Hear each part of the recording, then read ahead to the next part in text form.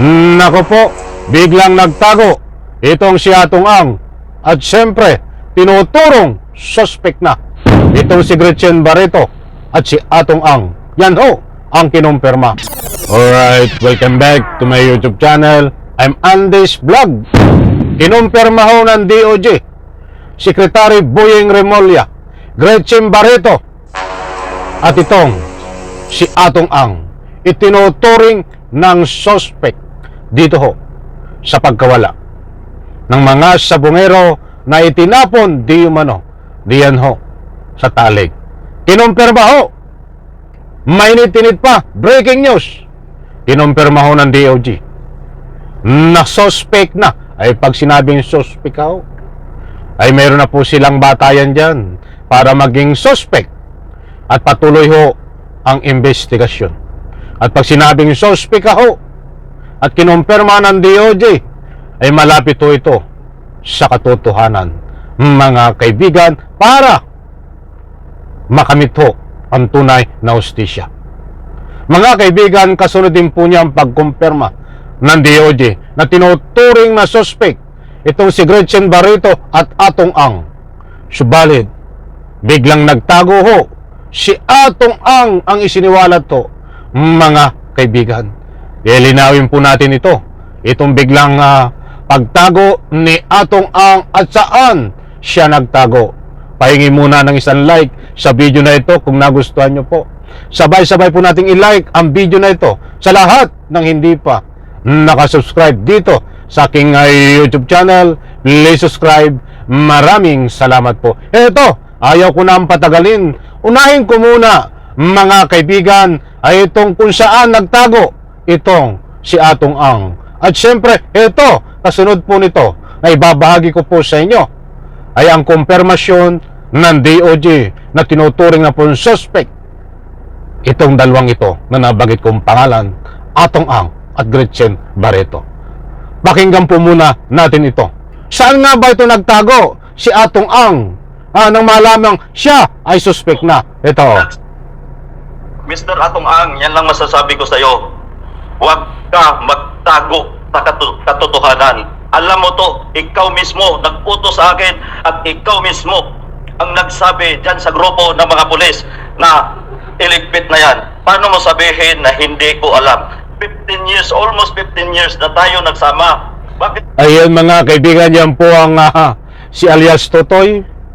Nandyan po. At data po at gusto ko lang pong linawin na sabi nga nitong si alias Totoy, huwag kang magtago sa katotohanan, Atong Ang. Dito pa ho, may ibang version pa kung saan talaga nagtago itong si Atong Ang. Kaya't inaanyayahan ko po kayo, huwag nyo pong kaligtaan panoorin, pakinggan ang vlog na ito para matuklasan natin ang buong katotohanan kung saan talaga nagtatago itong si Atong Ang. Ito po.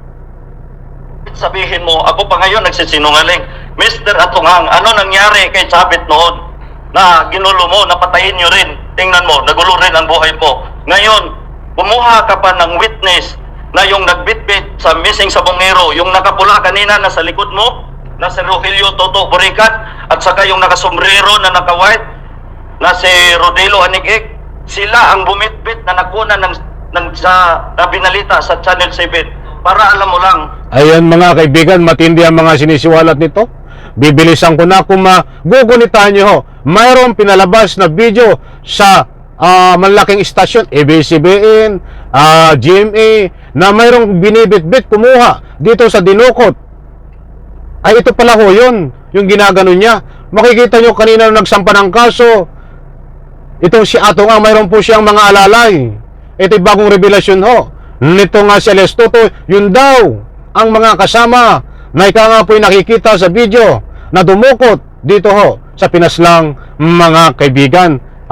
Ay patapusin ko muna ito bago bigyan po natin ng ika nga po'y public opinion na ika nga po'y naaayon dito sa video na ito. Ito pa ang pinagtaguan ho, mga kaibigan, ni Atong Ang.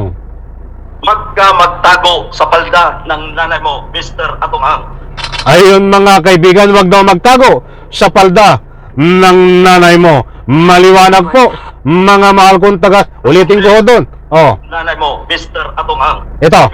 Para alam mo lang, magtago sa palda ng nanay mo, Mr. Atungang.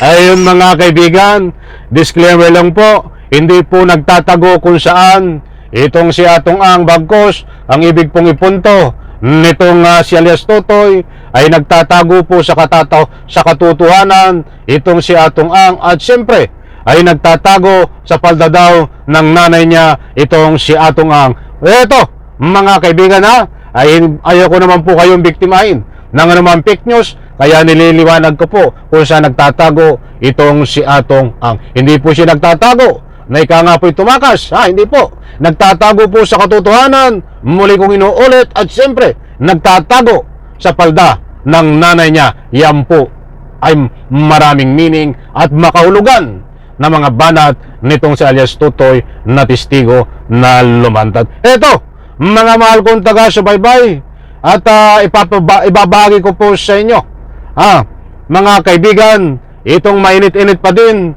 ipaplas ko sa screen. Kita ba? Ayan, buti hindi yan. Pwede nyo pong screenshot at ipaplas ko din po sa screen. At babasahin ko po buhat sa News 5, breaking news to. Iimbestigahan na rin. Ito po.